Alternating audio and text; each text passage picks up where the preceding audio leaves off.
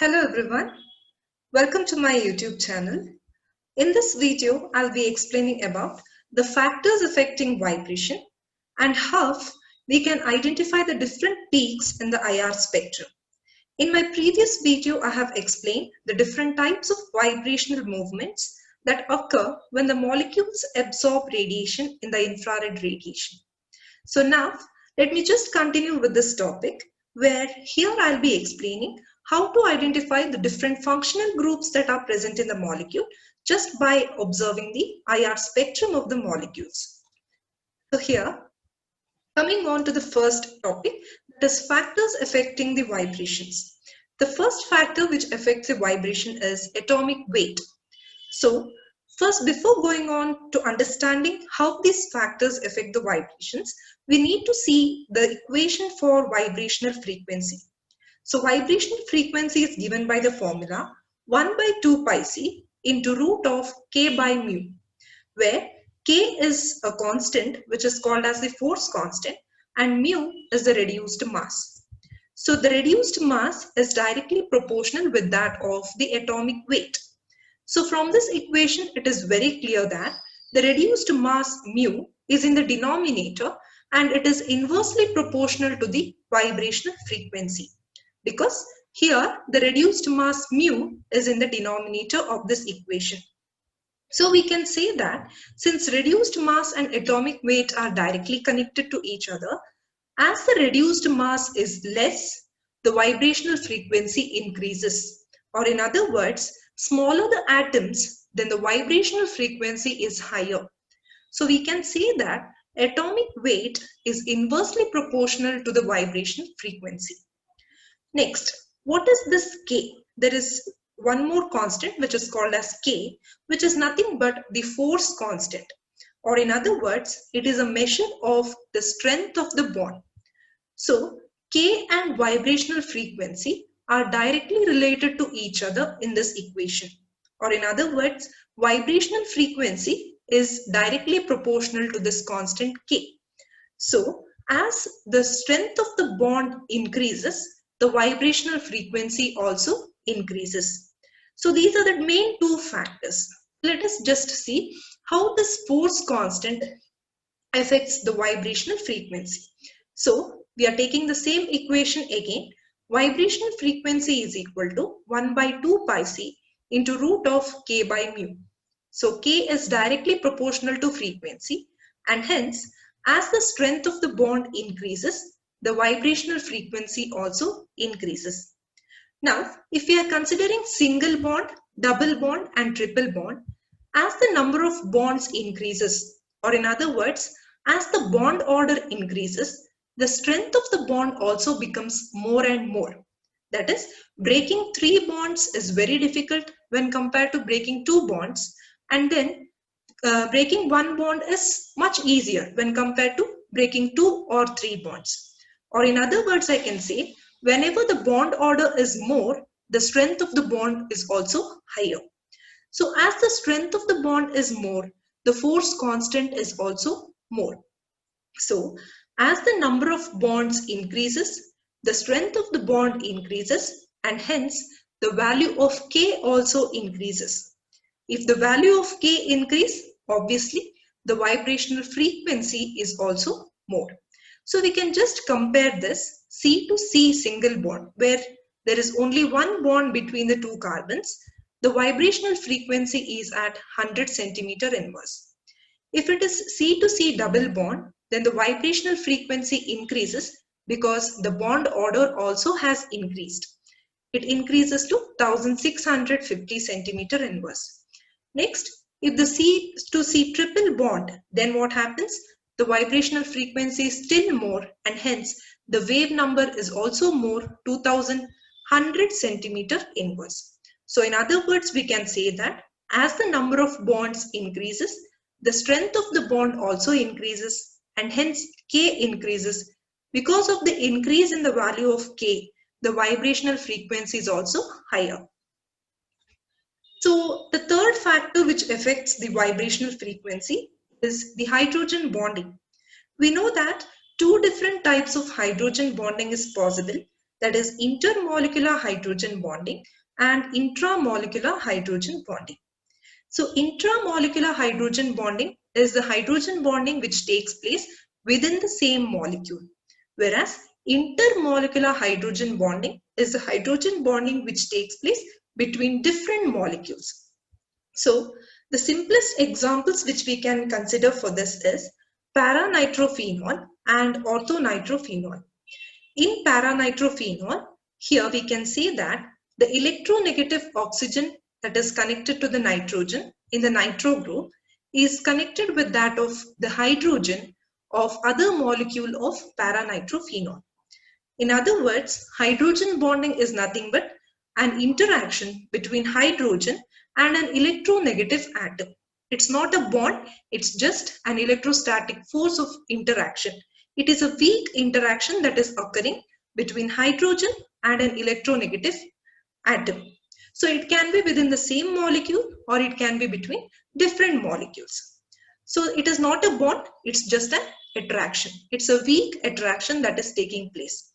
So here, orthonitrophenol, since these two groups are near to each other, this hydrogen can have an interaction between that of oxygen of this nitro group. So this is occurring within the same molecule. So we call it as intramolecular hydrogen bonding. So just by seeing the IR spectrum, how we can differentiate inter and intramolecular hydrogen bonding. So intermolecular hydrogen bonding will give a sharp peak. Here you can see the OH stretching will give a sharp peak in the IR spectrum, whereas the intramolecular hydrogen bonding will give a broad band in the IR spectrum. So just by seeing this band for the OH stretching, it is very clear that whether we can easily identify whether there is intermolecular hydrogen bonding or intramolecular hydrogen bonding that is occurring in that particular compound. So next, just how can we identify this CH stretching that is occurring in different molecules just by observing the IR spectrum? So the CH stretching that is taking place in the molecules mainly occur in these regions, that is 2800 to 3300 centimeter inverse. So we can just check here. Here there is one peak. Again here at around 2900 to 3300. So this is an example for alkane. It is an IR spectrum of propane. So here we can see this peak at around 2900, which indicates CH stretching. Same way, this is example of propene, that is alkene. So you can see here there is a peak at around 3000. So we can see here for CH stretching, the peaks occur at around 3000 centimeter inverse. Same way for alkyne. So this is propyne, which is nothing but an alkyne. So it will give a peak due to CH stretching at 3300. So you can see this type of characteristic peak in this region of the IR spectrum. So same way as I've discussed in my previous video itself, whenever there is a carbonyl group, that is C double bond O group, the CO stretching will result in a peak at 1700 centimeter inverse. So this is the example of formaldehyde. So we can see there is a C double bond O group. So there is a characteristic peak at 1700 centimeter inverse. Same way, this is an example for ketone, that is acetone. Again, it has a C double bond O group, and we can see a characteristic peak at 1700 centimeter inverse. Next, for acetaldehyde, again it is an example for aldehyde. It has a C double bond O group, so we can see this characteristic peak at 1700 centimeter inverse. Next, acetic acid, again it has a C double bond O group, and we can see a characteristic peak at 1700 centimeter inverse. So it can be an aldehyde, a ketone, or a carboxylic acid. All of this will have C double bond O groups. So all of this will give a strong peak at 1700 centimeter inverse. So just if we observe this strong peak at 1700 centimeter inverse, we can easily infer that the molecule has a C double bond O group. There is also a characteristic peak which is observed because of C single bond O group. So here, this is an example for alcohol. So we can see CO, there is one CO bond. So we can see a peak at 1000 to 1300 centimeter inverse. So this peak corresponds to CO stretching.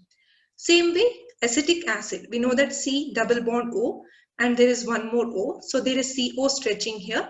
So there is a peak at around 1300 centimeter inverse, which corresponds to CO stretching.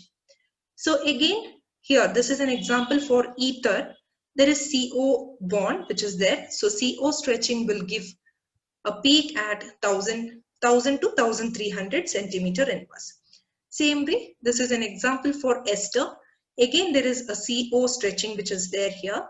So because of that, we can see peak at 1000 to 1300 centimeter inverse.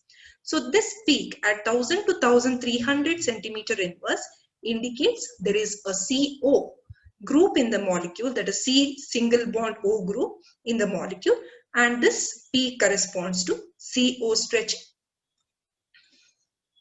Next, coming on to IR spectrum of benzoic acid. So this is a spectrum of benzoic acid, and we have to identify the different peaks that are there in the spectrum with respect to the structure of benzoic acid. So the structure of benzoic acid, we all know, it is C6H5COOH, the molecular formula, and this is the structure of this molecule. So obviously we know that there is a C double bond O group. So it has to give a peak at 1700 centimeter inverse. There is CO stretching, as well as there is a OH group. So there should be a broad peak here. There is also CH because of many CH groups, and there is also one aromatic ring, so which will give aromatic stretching. So we can see the different peaks. So this broad peak corresponds to OH stretching. This corresponds to CH stretching. Next, this peak, as you all know, it is for C double bond O stretching. Next, this corresponds to aromatic stretching. Next, this peak at around 1300 corresponds to CO stretching. Next, coming on to IR spectrum of methyl benzoate. That is the methyl ester of benzoic acid. So when OH out of this C6H5COOH, where the H is replaced by methyl group, this benzoic acid becomes methyl benzoate. That is the methyl ester of benzoic acid. So again, we know that the different functional groups that are present in this molecule are C double bond O group. There is CO group which will result in CO stretching. CH stretching also should be there. And there is an aromatic ring which will give rise to aromatic C double bond C stretching. So here there is no OH group, and hence we can't observe any broad peak here. So this peak, which is observed at around 2900 centimeter inverse, corresponds to CH stretching. So let's just identify the different peaks. Obviously, the one which is observed at 1700 corresponds to C double bond O stretching. Next, here at around 1000 to 1300, and we can also observe the aromatic C double bond C stretching. So we can see the two types of stretching. CO stretching, that is 1000 to 1300 centimeter. Then there is also aromatic C double bond C stretching. Next, here whichever we observe, that is only due to CH stretching, because in this molecule there is no OH group.